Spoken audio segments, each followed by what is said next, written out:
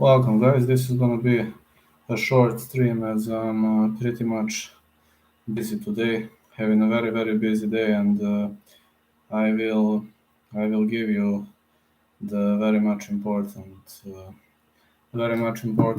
expectations from CS 67, as Justin Sumter is fighting a fighter I recently interviewed. So he used to be a guest of mine. So had to slow down a bit with interviews, but nowadays I really think it's gonna be a great way to watch. And yeah, now I'm gonna start right off the bat. Marcus Papa's gonna meet RJ Hayes. This is 265-pound bout.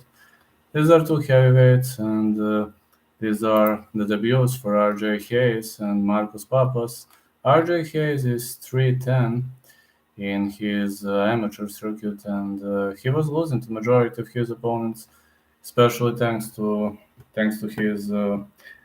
his poor ground skills. But again, we'll see. I mean, he has some striking skills, but that's all he has. Like this guy, as much as I see mostly fights for money, he took part in boxing, kickboxing, but didn't last for a prolonged period of time. On the other side, Marcus Speedy Papas should be a heavy favorite in this matchup. I'm gonna check. Papas. Yeah, minus 200. I agree. I agree.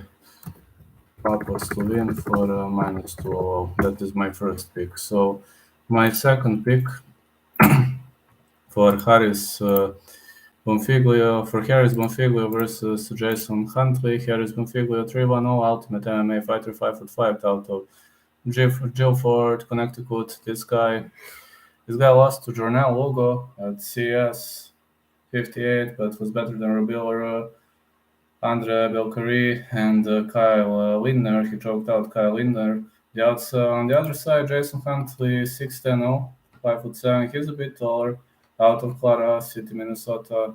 The guy lost to Christian Rodriguez via knee to ground and pound in round one. At LFA lost to Sean McFadden, but he outworked Justin Valentin. That's something that kind of worries me. Also lost to Nate Williams via armbar. Bonfiglio has a very decent ground game. He has 3 submission wins, so I think Bonfiglio should finish this one. Let me see, Bonfiglio to win for how much is the odd? Bonfiglio minus 500 or Bonfiglio submission maybe. That could be like if you wanna more precisely what would I play on this one. Now the next one is Eddie George versus Emiliano Calderon. Eddie George 400. He is fighting out of Fighting Arts Academy out of West Haven. He destroyed Rodolfo Barcelos and Tony Jackson. Also was better than Frank Mazeppa and Raymond Yanez. I haven't seen Mazeppa and Yanez outings. I've only seen Jackson and Barcelos, and he showed great skills. Emiliano Corey Calderon, fighting out of Argentina, Houdini Fight Club. This guy lost to Orlando Santana. Sorry, he defeated Orlando Santana, lost to Maximiliano Ortiz. I don't have much of the info about this guy. I actually have one info. This guy hasn't competed for like 5 years, and now he's getting back into the winning column. 1 win streak. I think George is in a better shape. Book is bet.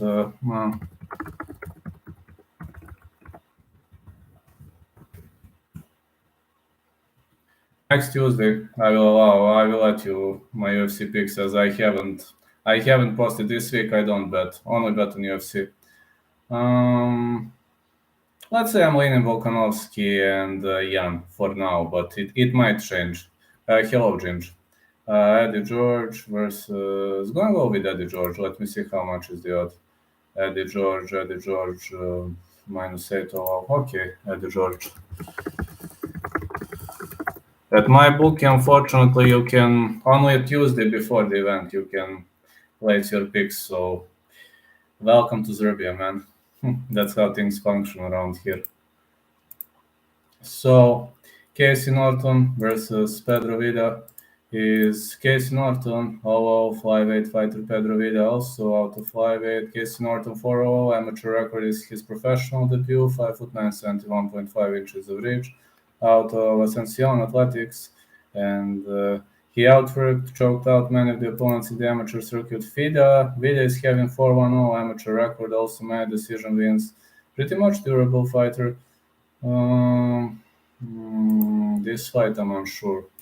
I'd stay away from this fight, honestly, if I can choose Casey Norton favorite. I don't know, man. Let's stay away from this. I'd say fight starts around 3 or Vida to win 4. But this is more of a lucky pick. This is like should have been a pick for me. Now the next one for me should be David Mikhail Durao versus Daniel Maldonado. I still wonder why these two guys are fighting. Like both fighters on a negative streak, 0-1-0 for David Mikhail Durao, the popular spider monkey, 66 inches of reach. Monkey style. What is that style of fighting? Never heard of it. Lost to Israel Galvan via decision. Gonna meet Daniel Maldonado. Fascinado 0-4-0, 5-3. He's a smaller fighter here. And he scored 4 back-to-back losses via decisions, and his submission defense is pretty much out of point. I hope he perfected it a bit. But I would say Durao to win, but also like 0-1 versus 0-4. One of these guys has to win, so Durao is... Oh, how are you, man? How are you, Herbdin? Durao to win for -400. Oh, OG MMA Hall. Yes, that's him, Justin the Fort Sumter. I had the interview with the guy, very, very friendly guy. I can tell that the guy is very, very friendly. So, yeah, I'm a big fan of his. I like his fighting style also. Musaib Baina versus Yuri Panferov. Musaib Baina, 4-2-0 amateur score, fighting out of Rochester, New York. Let me see who he fought. Ooh, I don't know these guys. Didn't watch this. This is his amateur debut. Yuri Panferov 1-0 is his score. Light heavy, okay, ultimate MMA fighter. He's having some great results, honestly. Sean Kell, Gregory Smith. He defeated Gregory Smith. Fought to a draw against Lee Mikhail. I think Panferov should be a favorite here. I think he offers greater levels of experience, plus his grappling skills are pretty much on point. Panferov, yes, he's the favorite, as expected. Panferov to win for -1,800. Like, yeah, this is what I'm... mostly picking favorites, which is kinda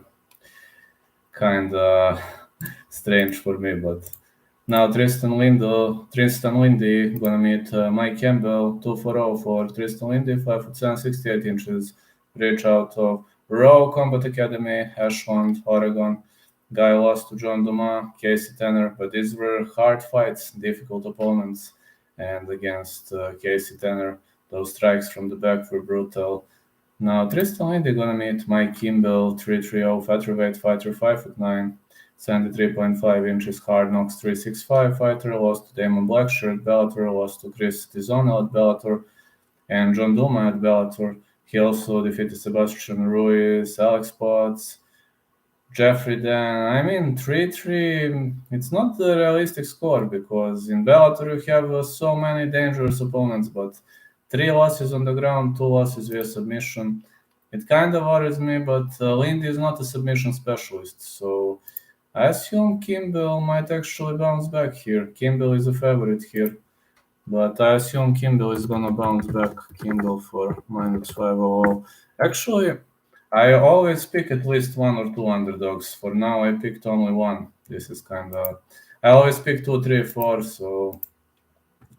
But here I really think everything is like, Pat the Gorilla Ninja Casey, 840, 5'8", 70 inches of reach, out of Springfield, Massachusetts. I remember this guy from Bellator. He lost to Daniel Madrid.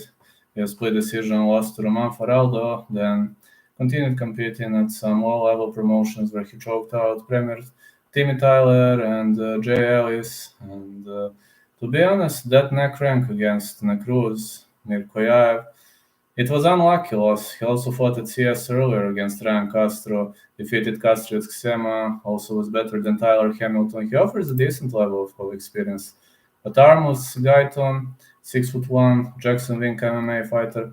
Armus Guyton lost to Perry Stargell via unanimous decision, lost to Billy Goff via TKO, but he destroyed Zakiu Sola, and he was better than Tommy Lee Davis.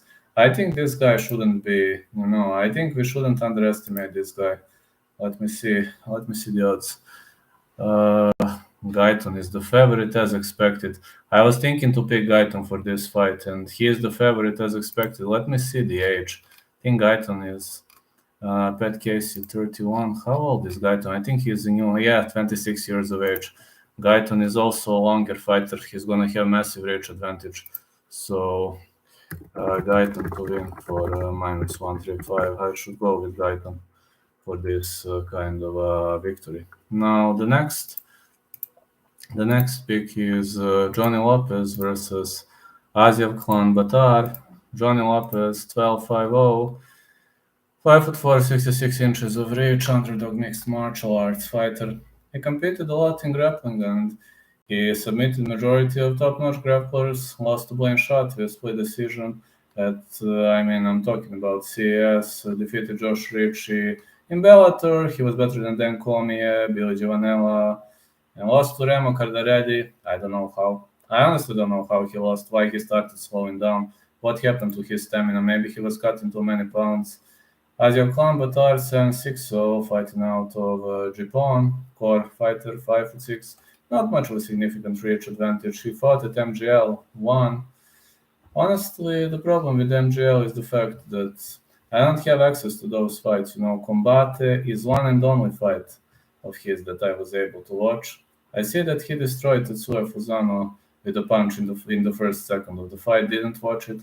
Alejandro Arredondo is one and only fight from his that I was watching, and he destroyed Alejandro Arredondo via strikes to the back of the head, and that was the victory. But it was kind of overturned. What happened at Rising FC? He lost to Hiroyuki Takaya. Didn't watch it though. No, I didn't watch that fight, unfortunately.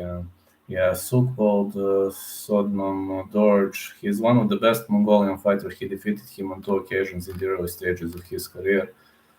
That's gonna be interesting. I'm not confident about this fight. Johnny Lopez, I don't know. Lopez versus Batarin.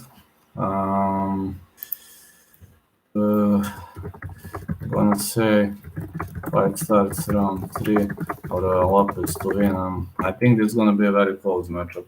CES has a very, very close matchup. So yeah. And now finally Billy Goff against Justin Sumter. Billy Goff, 6'2", 5'10", 72 inches of reach out of Groton, Connecticut. He is a Dexter MMA fighter, and he scored back-to-back victories over Gary Bellato Jr. in round 1, Martin Avis, Sean Lally. In Bellator, he was better than Robson Gracie Jr. Elbows for standing TKO. This was just a great way to win. Justin the fourth, Sumter, 8'4", 6'2", 78 inches of reach. Gonna have massive 6 inches reach advantage over his opponent, Billy Goff. Now, out of Springfield, Massachusetts, I had an interview with this guy. He choked out Albert Tadevosian, lost to Romero Cotton and Maki Pitolo. Maki Pitolo loss happened at the Contender Series. Romero Cotton, that loss happened via rear naked choke. In Bellator, he was better than Reginaldo Felix via neck rank. And got to say that at Contender Series, he lost on 2 occasions. Another time to Ian Heinisch. So at CES, he was better than Abe Petrovsky, Brian Sparrow, Shadrick Goodridge, and I think he's having a perfect score there. At Bellator, he was losing. So he was losing to really big names. I kind of have a feeling that Justin Sumter is going to win this one. So yeah, Billy Goff is a very, very tough fighter, tactically mature, and he tactically wins a lot of. He tactically scored a lot of victories. Only one doctor stoppage loss, but I think he has never gone for 5 rounds, but real 5 rounds. On the other side, Justin Sumter's cardio, I believe Justin Sumter's cardio is pretty much decent. I mean, I have seen how he fought Brian Sparrow, and he was not slowing down. Now we're going to see what's gonna happen in a 5-round bout. But my pick here is Sumter to win. Sumter to win for +120. That's gonna be my pick. Justin Sumter to win. So thank you so much for watching. Thank you so much for everything, and catch you later, Catch you later, guys. Tonight I'm gonna break down Cage Warriors 136. So have a great day. Also for Cage Warriors 135, I'm picking Matthew Bonner to win if that's what you're asking. Night, everyone.